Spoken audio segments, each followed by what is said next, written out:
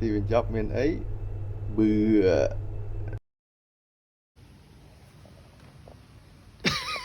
នេះមើលក្មេងតូចគេងងក់ខ្ញុំពងអាឡូមគេងងក់រឿងទូរស័ព្ទគេចង់បានទូរស័ព្ទថ្មីព្រោះអីទូរស័ព្ទគេនឹងចាស់ហើយវានេះទូរស័ព្ទវាកាមេរ៉ាវាបែកកាមេរ៉ាអញ្ចឹងគេថតអត់កើតគេ selfie អត់កើតអញ្ចឹងគេចង់បានទូរស័ព្ទថ្មីដល់ពេលអញ្ចឹងខ្ញុំថានិយាយមិនក៏បានដែរឲ្យវីដេអូនេះមានអ្នកមើលដល់ 100k ខ្ញុំនឹងទិញទូរស័ព្ទថ្មីឲ្យដល់ពេលអញ្ចឹងគេគេមើលគេមើលគេបែរមុខមកវិញណាគេគេអញ្ចឹង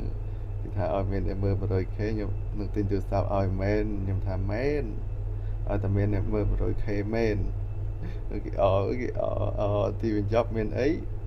បឺ